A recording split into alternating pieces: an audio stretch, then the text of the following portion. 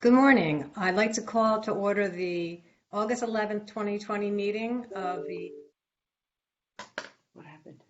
I don't know. Should I start again? No, No, I no, think we're you're good. good. We're good. Okay. I'd like to call to order the August 11th, 2020 meeting of the LMO Committee of the Planning Commission. Eileen, are we in compliance with FOIA? Yes, we are. Okay. Could you please call the roll, Eileen? Yes. Ms. McGowan, Here? Mr. Scanlon, Here. Mr. Theodore. Here. Does staff have any changes to the agenda? No, we do not. Can I have a motion to approve the agenda? So moved. A second? Second. Okay, if you have any changes to the agenda, committee members, you can state them when called upon by Eileen. Otherwise, vote yes or no. Ms. McGowan, Approved. Mr. Scanlon, Approved. Mr. Theodore. Approved. Okay, next item would be approval of the minutes of our last meeting, which was a while ago, February 19th, 2020. Can I have a motion to approve the minutes of February 19th? So moved. And a second? Second. And if you have any changes to the minutes, please state them when you're called upon by Eileen. Otherwise, yes or no to approve the minutes. Eileen, please. Ms. McGowan, Yes? Mr. Theodore, Yes. Mr. Scanlon. Approved. Yes. Okay. Citizen comments. Eileen, can you address this item, please? Public comments concerning agenda items were to be submitted electronically via the town's online portal. The portal closed at noon yesterday. All comments were provided to the LMO committee for review and made part of the official record. Citizens were provided the option to sign up for public comment participation by phone during the meeting. The public comment period closed at noon yesterday, and there were no requests to speak. All right, thank you. Moving on to our unfinished business, review of proposed workforce housing LMO amendments. As the committee will recall, this is a continuation of our last meeting, which was back in February. If staff could give some background and update the amendments that are before us now, please.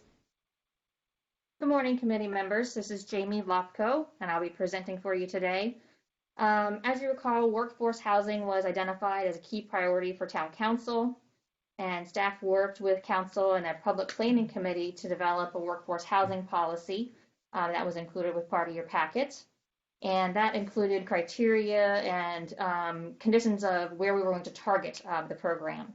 And then in December, staff worked with the public planning committee to develop criteria to identify areas of the island where we wanted to provide the initiatives. And at that time, and what you saw in February was the 3 priority areas, which was the Palmetto Bay, Arrow Road, Pope Avenue corridor, the Squire Pope Gumtree Road area, and our Opportunity Zone and Main Street area. And so we took those areas and we drafted LMO amendments to provide those workforce housing opportunities. And the intent is to provide incentives to promote workforce housing. And so in February 6th of 2020, we did come to the LMO committee and went through each of the sections. And the intent of today is to address the questions the LMO committee had from that meeting, as well as update you on any other changes that were made to the document from what you saw in February. And then I will go over the public comments that I have received since that meeting and since we've mailed out the notices. And so I'm going to share the screen. PowerPoints.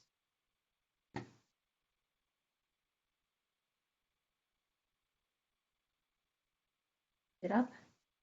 Okay, good.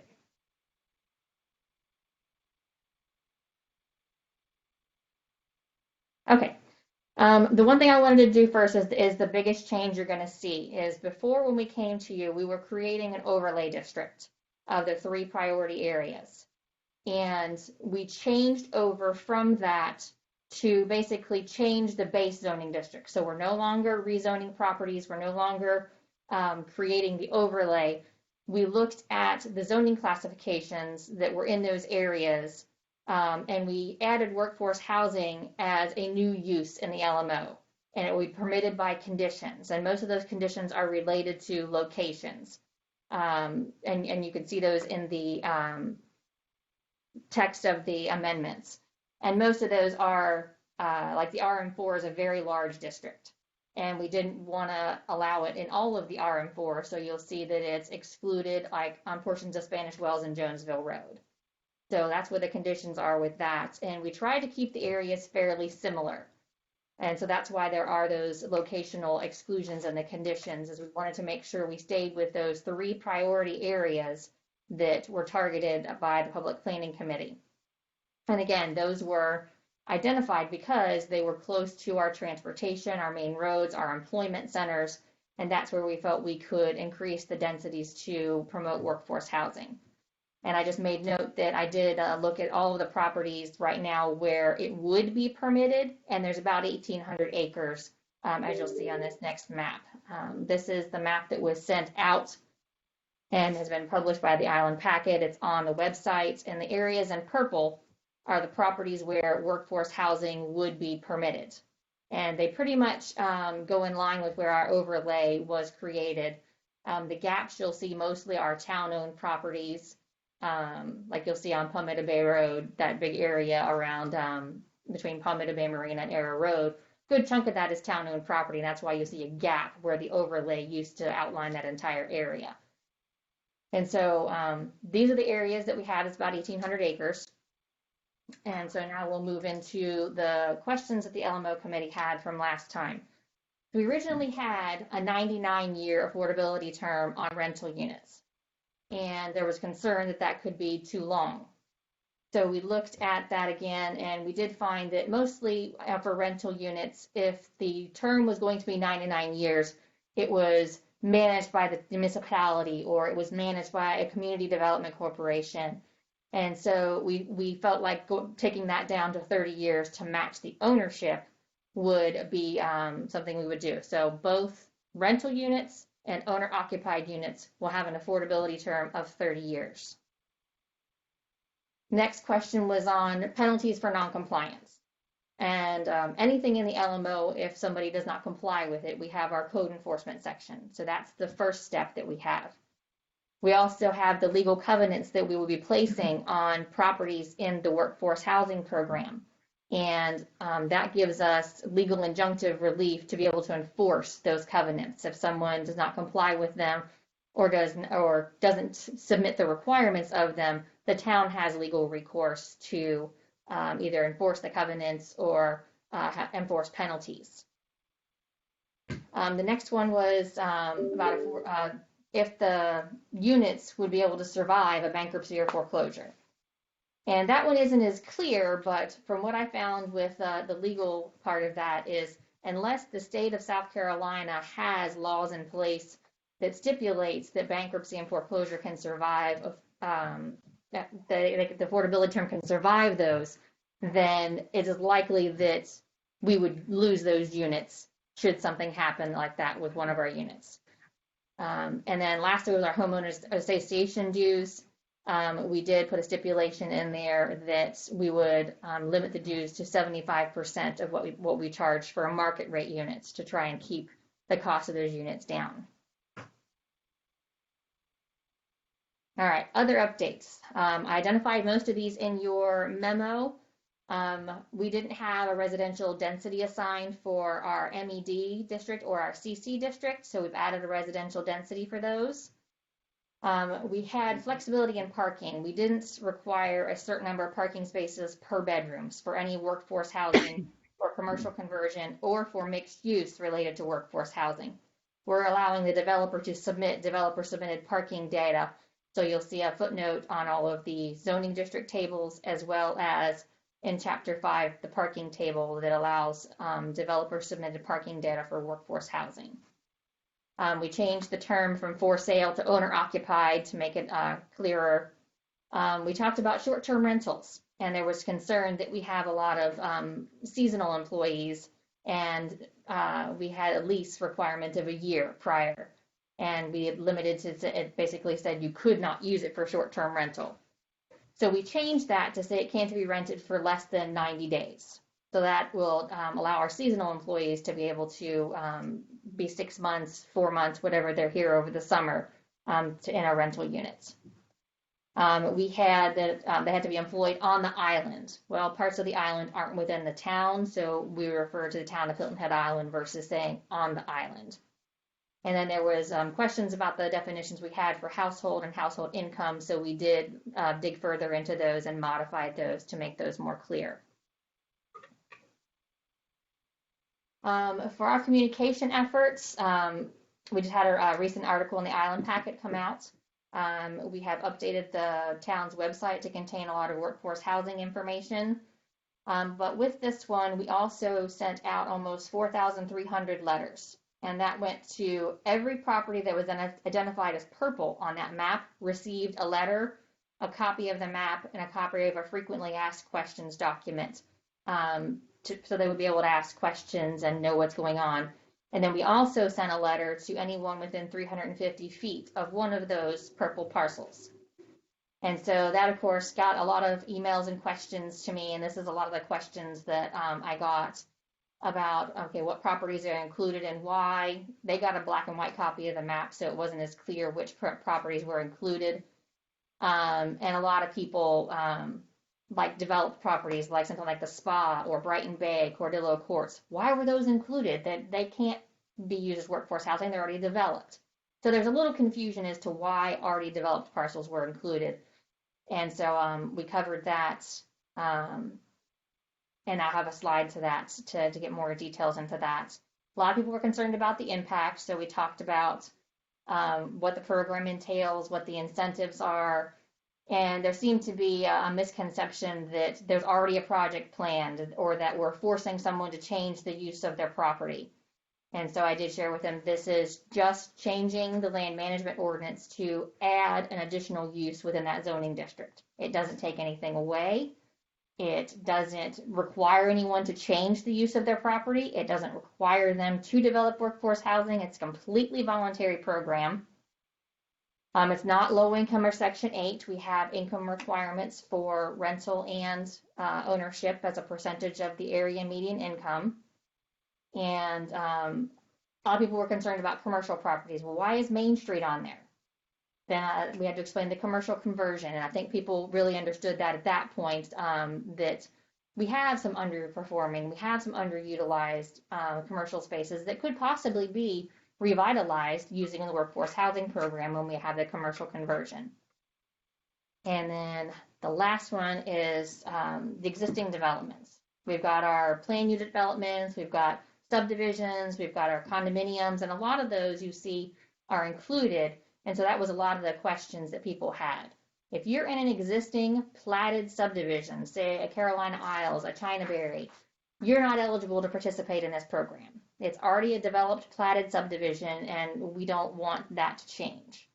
Same thing for an existing condominium unit. If you own one unit in Cordillo Courts, you can't take advantage of this program because it's one unit within a large structure. So the only way that that property could participate will be to redevelop. And then the bigger question was with the PUDs. They're not shown as purple on the map, but yes, they can put workforce housing in our plan unit developments, but they have to do a rezoning because they are dictated by a master plan. So we can't just change and allow workforce housing within a plan unit development without the rezoning.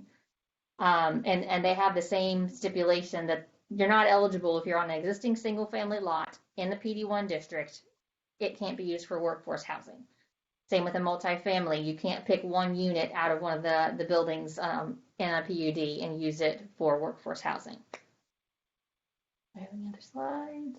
No. So that's all I have for the presentation part of it, but I'll be happy to answer any questions you may have. If I went too fast or got through to anything that I missed for your questions. All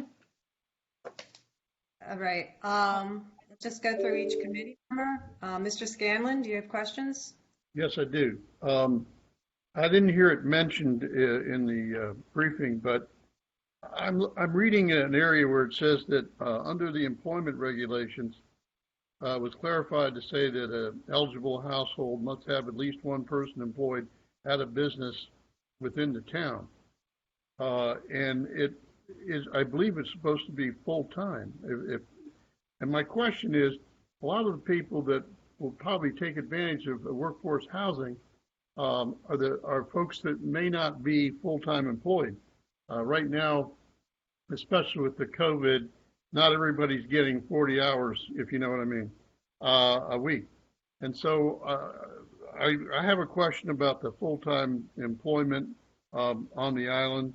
And what if they change jobs, or what if they're fired and then they go out looking for a job? It says that they have to be employed. That language bothers me a little bit, and I just wondered if there's any, if light can be thrown on that. Yes, sir. We originally did have full-time in there, you're correct. And we felt that just by saying employed on the island, because some people may have multiple part-time jobs or may not have a full-time employment, like you said. So it's just showing that they're employed on the island. And we only do the employment and income verification at renewal of their lease or when they purchase the property. So at the time they submit their certificate of eligibility to participate in the program, that's when they have to show us that they can comply with the employment and income regulations. Fair enough. Thank you. Mr. Theodore? Any questions? Yeah, I had a couple questions. Jamie, when these questions come up and you're seeking information, are you going to a lot of case study examples of other municipalities and how they're handling workforce housing? As I was writing the amendments, yes, I did a lot of research, and even when we had the consultant involved, there was a heavy bit of research done into other communities similar to us to see what they had done and how their program functioned. I looked at our old programs that we had done to see what didn't work, to make sure we're learning from past experience on those as well. Okay, so you have a strong sense that we're not charting new territory with some of this, that you're finding good background information that supports where we're headed with this? Yes, sir. Okay, and there's a lot of detail, and I'm just kind of curious, had there been any discussions on how you manage this over time? The hope is that an outside organization would come in to assist us in managing it. We're still working with Soloco, with the Regional Housing Trust Fund, and to see where we end up with that. But at this point, it will remain a town staff function until we determine an outside organization that could possibly take this on for us. Okay. It seems like a lot of information, especially, over an extended period of time, keeping track of all that. What if, to Mr. Scanlon's point is, let's say with this pandemic that's going on, somebody gets furloughed for several months, how does that get addressed? And that there's no longer a family member that's, employed. If they're already within their lease term, they don't have to notify us of those types of changes. If they're already in their current lease term. When they come back up to renew their lease, or if they're purchasing something, that's when they would have to show things to us to verify that they've worked on the island and that they meet the income requirements. Okay. And then I noticed that, a fair amount of Main Street is included. Has there been any consideration of, or any discussions about some of the town-owned land, say, the old car dealerships, why those might not be considered? That was one of the recommendations from the consultant, and it's still something we're considering as a secondary phase. But at this point, most town-owned land is zoned Parks and Recreation, so we would have to rezone them to allow something like that to happen. And a good bit of the town property was bought with funding that restricts the development of it. It's meant for passive or recreational type use, but it is something that we may consider in the future. Okay, and then I noticed that where I am, Indigo Business Park, that's not included. Why is that? Where is Indigo Business Park? It's in front of Indigo Run.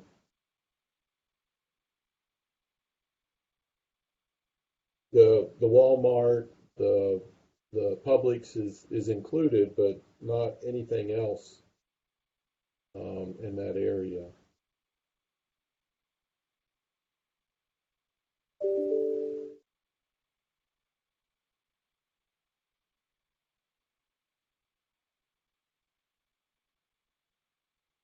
And I just bring that up for consistency.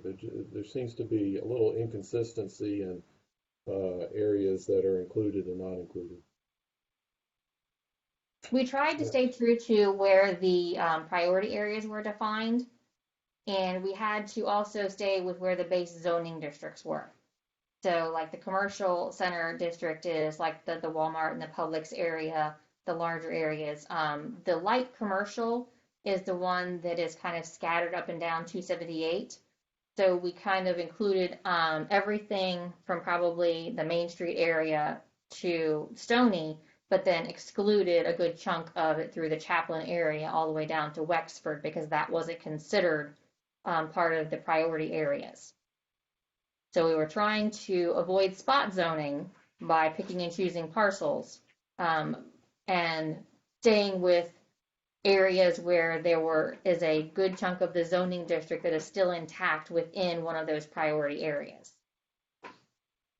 Yeah, I mean, I was just looking at the map, and between Pembroke Drive and Gardner Drive and 278, it just seems like there's a hole there compared to how the Main Street area was picked up. So it almost seems like the opposite. It's spot zoning, kind of being selective of that area. And then maybe the same question goes, that there are some undeveloped parcels along Leg of Mutton that I was just kind of curious why maybe those weren't included. They're adjacent to the areas, the opportunity zone, as well as the north end priority area. If that's something you would like to recommend that we include, you could include that in a recommendation as we move forward, and it's something that I will look into before we hit the Planning Commission level to be able to better address. Okay. And any more, Mr. Theodore? No, only that I noticed that when the notice was sent out the other day on comments, there was one question that came on the internet form that said, how are you setting occupancy standards as to how many people can occupy a unit?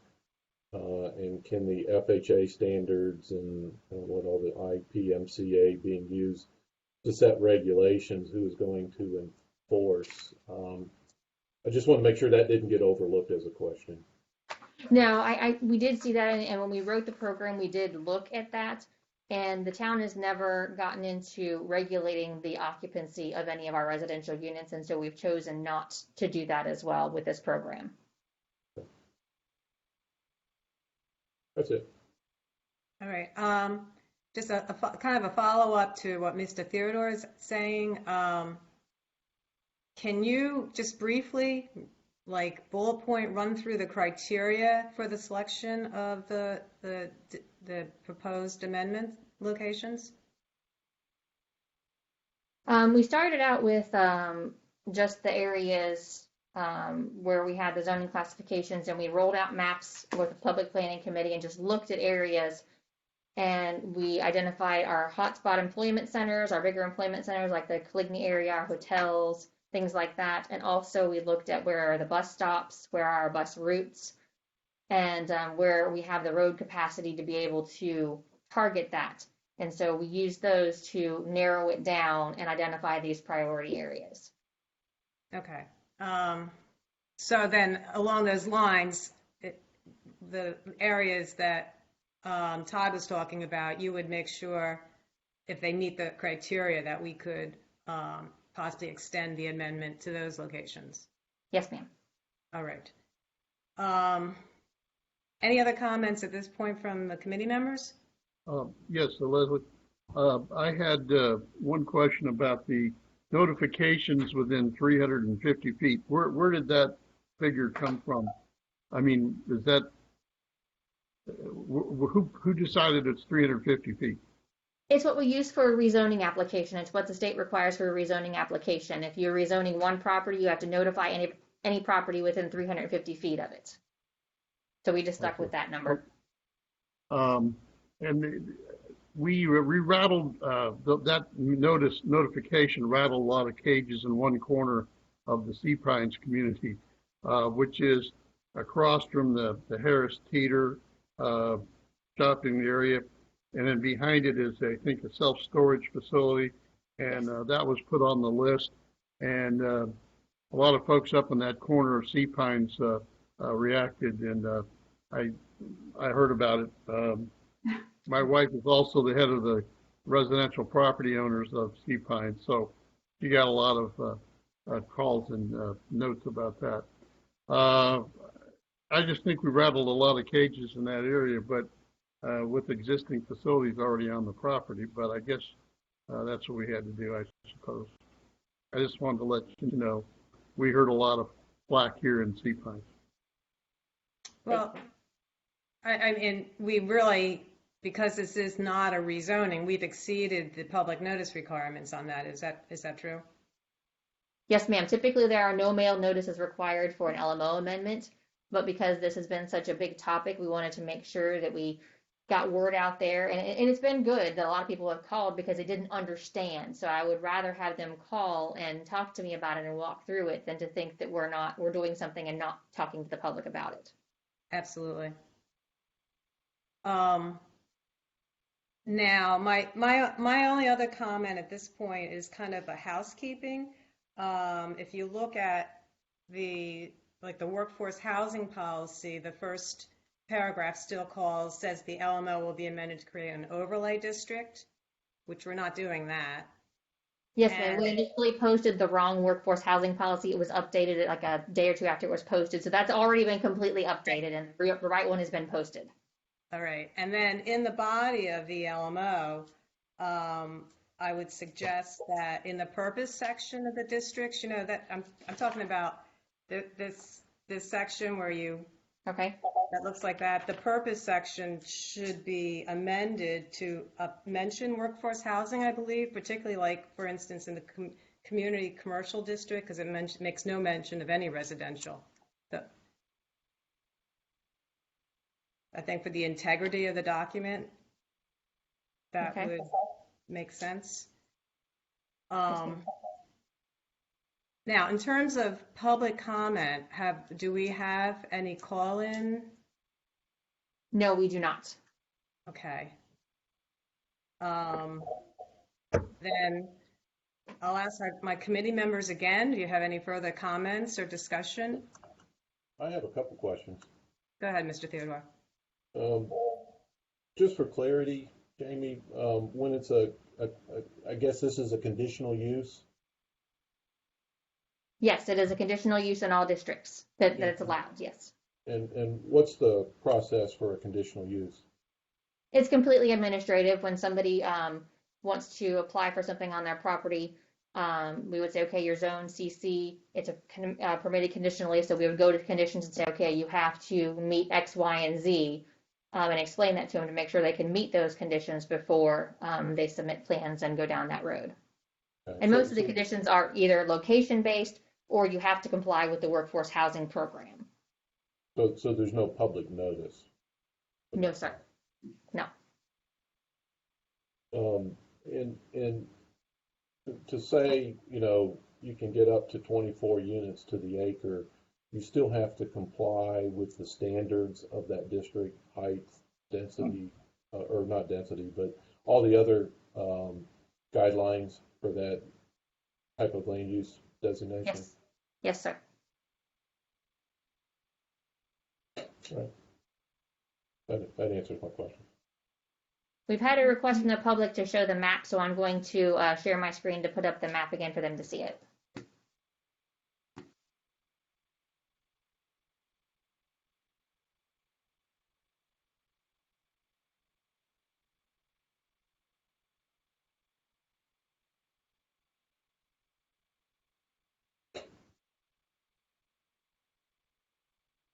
And just so the public is aware that, I mean, this map, as well as the full text of the amendments, is available on the town's website.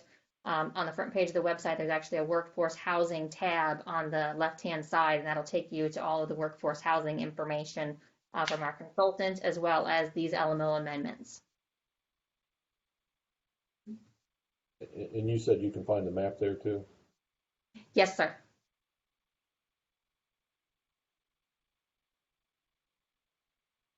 Mr. Theodore, any other comments? No other comment. Mr. Scanlon? No other comment. Okay, so at this point, with no further discussion, does the committee feel ready to make a motion to perhaps forward this on to Planning Commission for consideration with revisions that were, or tweaks we discussed today? I would so move that we forward this to the full planning commission. Is there a second? I'll second. Okay. Eileen, can you call the roll? Mr. Scanlon, Aye, yes. Mr. Theodore, Yes?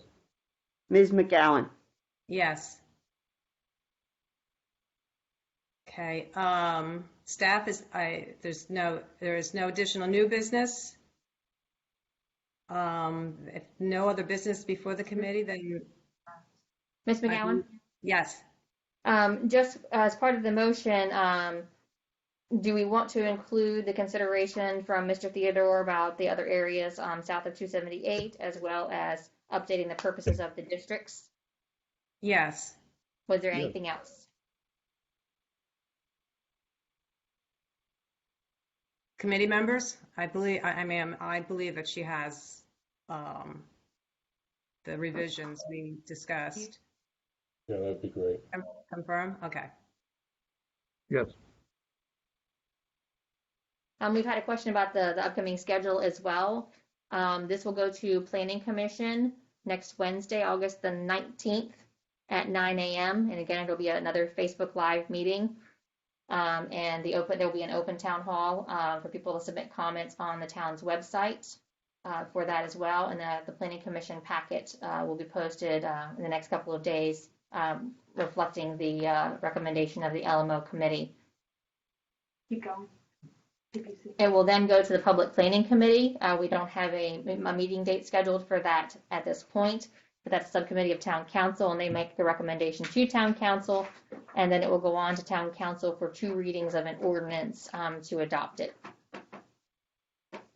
Thank you. Any additional new business or updates you would like to give? I have a question. And I'm not sure if this is the what it was meant for, but a letter was sent out as requested by the BZA regarding waivers, and for possible consideration in LMO changes. I was just kind of curious of the genesis behind that.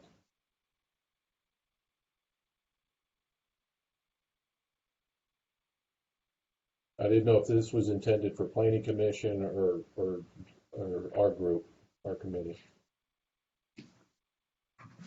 Good morning, it's Terry Lewis for the record. Yeah, so at the BZA meeting earlier this month, or maybe at the end of July, they recommended some potential changes to be considered with the LMO when we go forward with amendments. So whenever they do that, they draft a letter to the Planning Commission and Town Council so that you have a heads up before those changes actually come before the committee and the Planning Commission. Okay, because the letter didn't seem to indicate their recommendations at this point of just identifying all the waivers for the past 3 years? Yeah, so as part of what the BZA gets every month is they get a list of any waivers that have been approved. And what they suggested was that staff look through those waivers and determine if they're consistent waivers that have been issued. And if so, maybe we need to consider a change in the LMO rather than continuing to issue waivers. Okay, thank you. Thank you.